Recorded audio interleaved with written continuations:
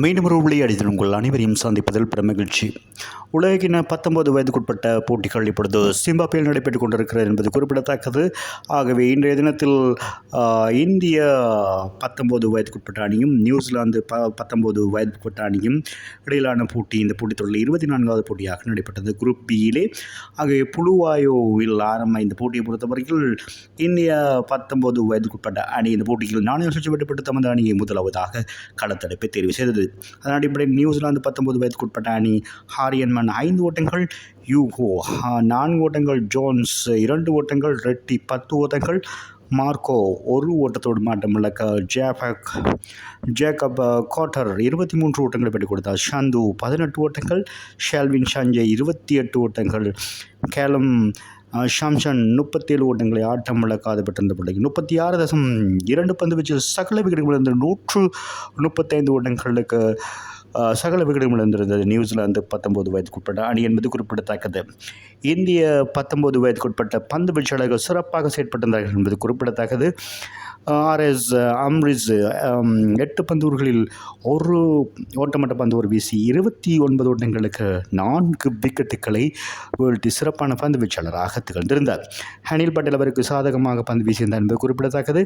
உறுதுணையாகவும் பந்து வீசியிருந்தார். 7.2 பந்து வீச்சில் 1 ஓட்டமற்ற ஓவரை வீசி 23 ஓட்டங்களுக்கு 3 விக்கெட்டுகளையும் வீழ்த்தியது குறிப்பிடத்தக்கது. கிலான் பட்டேல் மற்றும் முகமது ஹனன், கனிஷ் சவுகான் தலா 1 விக்கெட்டுகளையும் பந்து வீச்சில் இந்திய 19 வயதுக்குட்பட்ட அணி சார்பாக வீழ்த்தியிருந்தார்கள்.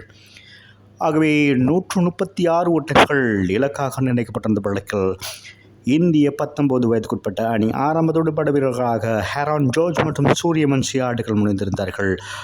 1.4 பந்து வீச்சில் ஹெரான் ஜார்ஜ் 7 ஓட்டங்களோடு ஆட்டம் விளக்க 11 ஓட்டங்களுக்கு முதலாவது விக்கெட் வீழ்த்தப்பட்டிருந்தது.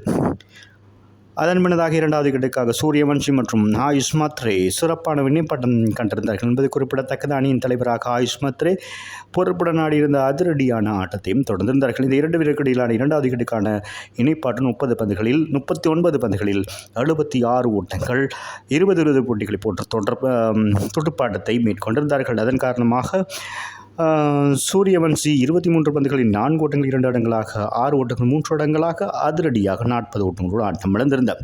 அதன் பின்னதாக ஆயுஷ் மாத்ரே 27 பந்துகள் எதிர்கொண்டு 4 ஓட்டங்கள் 6 ஓட்டங்கள் 6 இடங்களாக அதிரடியாக 57 ஓட்டங்களை பெற்றுக் கொடுத்திருந்தார். 53 ஓட்டங்களை பெற்றுக் கொடுத்திருந்தார். விகான் மல்ஹோத்ரா 4 ஓட்டங்கள் 2 இடங்களாக ஆட்டம் இழக்காது 17 ஓட்டங்கள், வேதாந்த் திரிவேடி 13 ஓட்டங்களை ஆட்டம் இழக்காது பெற்றுக் கொடுத்து குறிப்பிடத்தக்கது. ஆகவே இதன் காரணமாக 13.3 பந்து வீச்சில் 130 ஓட்டங்களை கடந்திருந்தார்கள். 3 விக்கெட்டுகளை மாத்திரம் இழந்து டக்ளஸ் லூயிஸ் முறைப்படி 7 விக்கெட்டுகள் வித்தியாசத்தில் இந்திய 19 வயதுக்குட்பட்ட அணி இன்றைய போட்டியில் வெற்றி பெற்றிருந்தார்கள் என்பது குறிப்பிடத்தக்கது. இந்தியா துடுப்பாட்டத்திலும் சரி பந்து வீச்சிலும் சரி களத்தடுப்பிலும் சிறப்பாக செயற்பட்டிருந்தார்கள். ஆகவே இந்த போட்டியில் வெற்றி பெற்றிருக்கிறார்கள், சிறப்பான வெற்றியை பதிவு செய்திருக்கிறார்கள் என்பது குறிப்பிடத்தக்கது. போட்டித்தொடரிலே 3 போட்டிகளில் பங்கேற்று 3 போட்டிகளையும் வெற்றி பெற்றிருக்கிறார்கள். நியூசிலாந்து 19 வயதுக்குட்பட்ட பந்து வீச்சலை பொறுத்தவரையில் கிளாக் மற்றும் ஷந்து சஞ்சய் தலா 1 விக்கெட்டுகளையும் வீழ்த்தியது குறிப்பிடத்தக்கது. ஆகவே இந்த வெற்றியின் மூலம் குழு பியை பொறுத்தவரையில் இந்தியா 3 போட்டிகள் பங்கேற்று 3 போட்டிகள் வெற்று 6 புள்ளிகளோடு முதலாம் இடத்தில் இருக்கிறது. பங்களாதேஷ் அணியை பொறுத்தவரை 3 போட்டிகளில் பங்கேற்று 1 வெற்றி 2 போட்டி சமநிலையில் முடிந்திருக்கிறது என்பது குறிப்பிடத்தக்கது. ஆகவே மழை காரணமாக கைவிடப்பட்ட நிலையில் 2 புள்ளிகளோடு 2ஆம் இடத்தையும், நியூசிலாந்து 3 போட்டிகள் பங்கேற்று 1 வெற்றி 2 போட்டிகள் மழையால் காரணமாக கைவிடப்பட்ட நிலையில் 2 புள்ளிகளோடு 3ஆம் இடத்தை பிடித்து இந்த 3 அணிகளும் குழு பியிலிருந்து சூப்பர் 6க்கான சுற்றுக்கு தெரிவாகி இருக்கிறார்கள். ஆகவே இன்றைய போட்டியில் 4 விக்கெட்டுகளை வீழ்த்திய RS அம்ரிஸ் இந்த போட்டியின் ஆட்ட நாயகனாக தெரிவார் என்பது குறிப்பிடத்தக்கது. மீண்டும் ஒரு விளையாடி உங்களை சந்திக்கும் வரை உங்களிடமிருந்து விடைபெறுவது உங்கள் அன்பின் பத்துலை தாஸ். வணக்கம் சொன்னங்களே.